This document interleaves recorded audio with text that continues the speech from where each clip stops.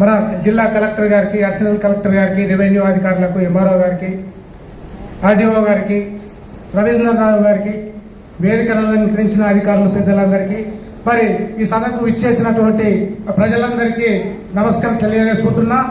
ఇప్పుడు మా ఆవేదన ఏంటంటే, మేము సభను పక్కదో పట్టించే ఉద్దేశం కాదు, మేము అల్లరి చేసేటువంటి పరిస్థితి కాదు. ఇక్కడ అధికారులు పలుసార్లు వచ్చి పలుమార్లు వచ్చి ఇలాంటి సదస్సులు పెట్టుకుంటూ పోతూనే ఉన్నారు. అక్రమంగా కబ్జాలు చేసే వాళ్ళు చేస్తూనే ఉన్నారు. అవి నిర్మూలన జరుగుతలేదు. మరి ఇప్పుడు చాలా చక్కటి అవకాశం మన ఆర్టీఓ గారు చదివిండు. రేవంత్ రెడ్డి గారి నాయకత్వంలో భూభారతి చట్టము, రైతుల చుట్టం అనేటువంటి ఈ ప్రజా పరిపాలన సందర్భంగా మరి ఇప్పటికైనా కానీ దేవాలయాలు, ఐలోన్లో ఉప దేవాలయాలు ఉన్నాయి. మన పాత పెండర్ పక్కకు పాత పెండర్ యాజమాన్యము అక్రమంగా కబ్జా చేసిండు. మేము పేపర్లో కూడా ఇచ్చినాం సార్.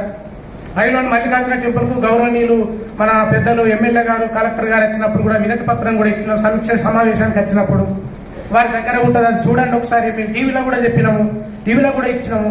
అతను ఏం చేస్తానంటే ఆ రాతి కట్టడము, ఆ కాకతీయుల నాడు కట్టినటువంటి కట్టడానికి ఆ మొత్తం వాళ్ళ సిబ్బందితోటి కట్టెలు, చెత్త చెదారం ఆ రాళ్ల మీద, గుడి మీద వేసి మంట పెడతా అంటే ఆ రాళ్ళు వేడికి పగిలిపోయి ఆ గుడి కూలిపోతే దాని ఆనవాళ్ళు లేకుండా చేసేటువంటి కంకణం కట్టుకున్నాడు ఆయన. సార్ మీరు ఇప్పటికైనా దయచేసి ఒకసారి చూడండి. మేము అంటాలని కాదు, మీరు చూడండి. మరి ఇది అరికట్టవలసినటువంటి బాధ్యత మరి ప్రతి పౌరుని మీద ఉంది కదా సార్. మరి మీ మీద అధికారికంగా మీ మీద కూడా ఉన్నది కదా సార్. అదే నా ఉద్దేశం. ఇంకోటి సార్, ఈ చెరువులు, కుంటలు కూడా అక్రమంగా కబ్జాకు గురైనవి.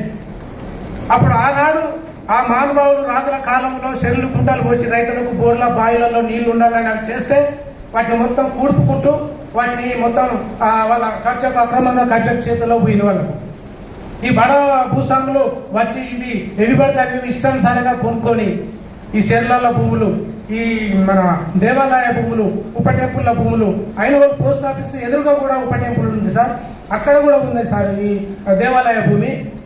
ఇంకోటి సార్,